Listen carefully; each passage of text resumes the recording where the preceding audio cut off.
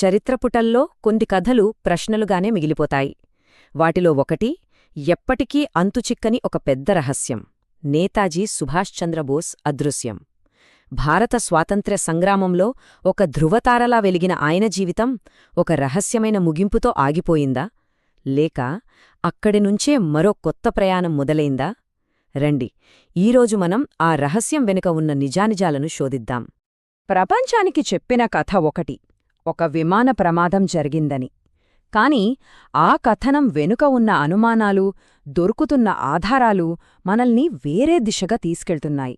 ఇది నిజంగా జరగరాని ప్రమాదమా, లేక శత్రువుల కళ్ళు గప్పి ఒక గొప్ప లక్ష్యం కోసం పక్కా ప్రణాళికతో చేసిన ఒక పర్ఫెక్ట్ ఎస్కేపా? సరే, ముందుగా అధికారికంగా మనకు ఏం చెప్పారో చూద్దాం. రెండవ ప్రపంచ యుద్ధం ముగింపు దశలో ఉంది. జపాన్ లొంగిపోయింది. ఆ తర్వాత నేతాజీ ఏం చేశారు? ఆయన చివరి ప్రయాణం ఎలా సాగింది? ఇదిగో ప్రపంచం నమ్మిన కథ. ఆగస్టు 16, 1945 బోస్ సింగపూర్ నుంచి బయలుదేరారు. ఎక్కడికి? సోవియట్ యూనియన్ కంట్రోల్లో ఉన్న మంచుకు. ఓకే. కాని 2 రోజుల తర్వాత ఆగస్టు 18న ఒక వార్త వచ్చింది. వాళ్లు ప్రయాణిస్తున్న విమానం తైవాన్లోని తైపీలో కూలిపోయింది. ఆ ప్రమాదంలోనే బోస్ చనిపోయారని ప్రకటించారు. ఇది అధికారిక కథనం. కాని ఇక్కడే అసలు కథ మొదలవుతుంది. ఈ అధికారిక కథనంలో మెల్లమెల్లగా కొన్ని అనుమానాలు, పొంతనలేని విషయాలు బయటపడటం మొదలయ్యాయి. మనం అనుకుంటున్నంత సులువైన విషయం కాదిది. అన్నింటికన్నా పెద్ద వైరుధ్యమేంటంటే, అధికారిక రిపోర్ట్ ప్రకారం ఆగస్టు 18న తైపీలో బోస్ చనిపోయారు కదా. కాని అదే రోజు సాయంత్రం 100 మైళ్ల దూరంలో ఉన్న సైగాన్లో ఆయన్ని చూశామని ప్రత్యక్ష సాక్షులు చెప్తున్నారు. ఇది ఎలా సాధ్యం? ఒకే మనిషి ఒకే సమయంలో 2 చోట్ల ఎలా ఉంటారు? ఇది ఎవరో అనామకులు చెప్పిన మాట కాదు. సైగాన్లో నేతాజీతో కలిసి పనిచేసిన లియాన్ ప్రాండి మనవడు, ఒక చరిత్రకారుడు జేపీబీ మోర్ ఏమన్నారంటే, ఆ రోజు ఏం జరిగిందో మా అమ్మ కళ్ళారా చూసింది. ఆగస్టు 18న నేతాజీ సైగాన్లోనే ఉన్నారు అని చాలా బలంగా చెప్పారు. ఒక్కసారి ఆలోచించండి, ఈ ఒక్క సాక్ష్యం మొత్తం అధికారిక కథనాన్ని తలకిందులు చేసేస్తోంది. అనుమానాలు ఇక్కడితో ఆగాయా? అస్సలూ లేదు. తైపీలోని శ్మశానవాటిక రికార్డులు తీస్తే ఆగస్టు 19న అక్కడ అసలు దహన సంస్కారాలే జరగలేదని తేలింది. మరి బోస్ శరీరమేమైంది? ఆగస్టు 22న ఒకరి దేహాన్ని దహనం చేశారు. కాని అది ఇచిరో ఒకురా అనే జపనీస్ సైనికుడిది. అన్నింటికన్నా పెద్ద షాకేంటంటే, బోస్ డెత్ సర్టిఫికేట్ 43 సంవత్సరాల తర్వాత 1988లో ఇచ్చారు. ఎందుకు ఇంత ఆలస్యం? ఈ కథలో పొంతనలేని విషయాలే కాదు, నెత్తుటి మరకలు కూడా ఉన్నాయి. నిజం బయటపెట్టాలని ప్రయత్నించిన వాళ్ల గొంతు నొక్కేశారు.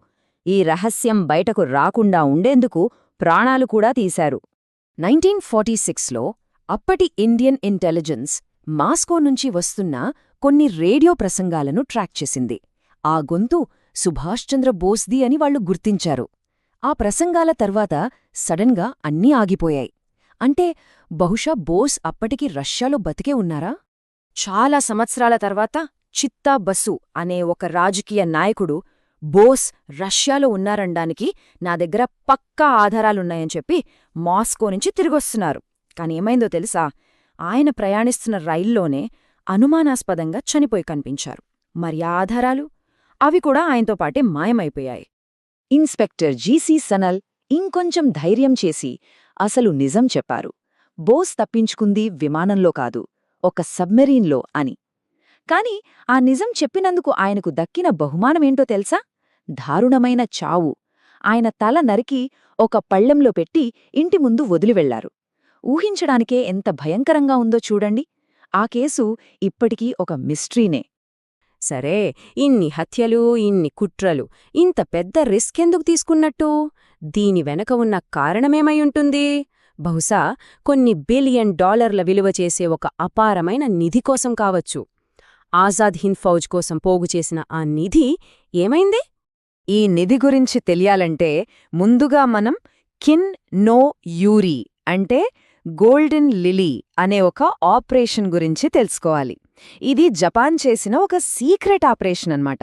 వాళ్ళేం చేశారంటే, రెండవ ప్రపంచ యుద్ధంలో ఆక్రమించుకున్న దేశాల నుంచి బంగారం, సంపదనంతా దోచుకుని యుద్ధానికి ఫండింగ్ కోసం, ఒకవేళ యుద్ధం ఓడిపోయినా భవిష్యత్తు కోసం దాచిపెట్టారు. ఇక్కడొక ఆసక్తికరమైన విషయం చూడండి. ఆగస్ట్ 20, 1945 అంటే బోస్ చనిపోయారని చెప్పిన 2 రోజుల తర్వాత ఐఎన్ఏ ఫైనాన్స్ మినిస్టర్ యుద్ధనిధిలోంచి 155 కిలోల బంగారాన్ని కరిగించి బిస్కెట్లుగా మార్చారు. మరి ఆ బంగారం మాయమైపోయింది. ఎక్కడికి పోయిందో ఎవ్వరికీ తెలీదు. ఇక 1947లో రైటర్ సంస్థ ఒక వార్త ఇచ్చింది. ఐఎన్ఏకి సంబంధించిన ఒక భారీ నిధిని జపాన్ అధికారులకి అప్పగించారని. దాని ఇప్పటి విలువ ఎంతో తెలుసా? సుమారు $9 బిలియన్. $9 బిలియన్. ఇంత డబ్బు ఏమైపోయినట్టు? ఆ నిధి ఎంత పెద్దదో చెప్పడానికి ఇది ఒక చిన్న ఉదాహరణ. యుద్ధం అయిపోయాక జపనీస్ అధికారులు మన ఇండియన్ ఎంబసీకి ఒక వస్తువు అమ్మడానికి ప్రయత్నించారు. అది ఒకే ఒక్క పచ్చరాయి. దాని బరువు 18,400 క్యారెట్లు. ఇది నిధిలో ఒక చిన్న ముక్క మాత్రమే. అంటే ఇక మొత్తం నిధి ఎలా ఉంటుందో ఊహించుకోండి.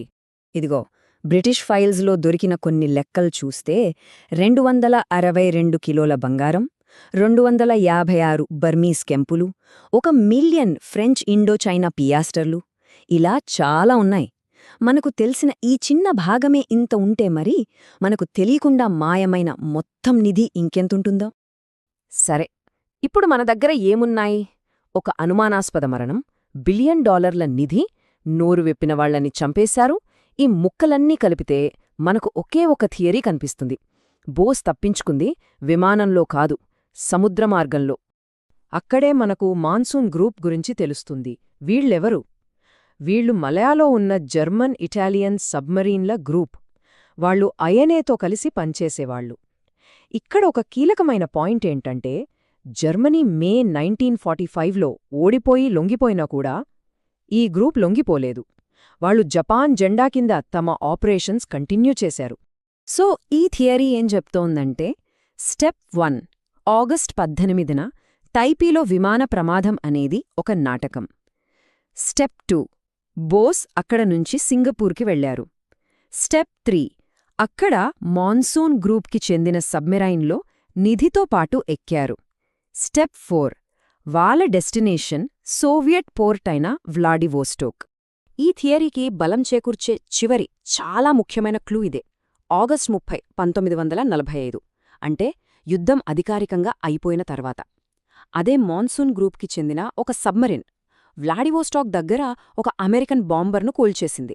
ఆ తర్వాత లొంగిపోయింది. అసలు ప్రశ్నేంటంటే, యుద్ధం అయిపోయాక ఆ సబ్మరీన్కి అక్కడ పనేంటి? అందులో ఏముంది?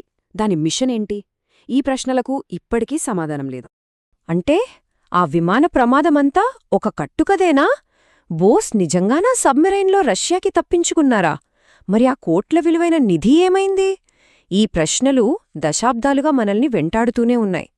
కొన్నిసార్లు కొన్ని రహస్యాలు చరిత్ర పుటల్లో అలానే మిగిలిపోతాయేమో. అసలు నిజం ఎప్పటికైనా బయటకు వస్తుందా? వీడియో నచ్చితే సబ్స్క్రైబ్, లైక్ మరియు షేర్ చేయటం మర్చిపోవద్దు.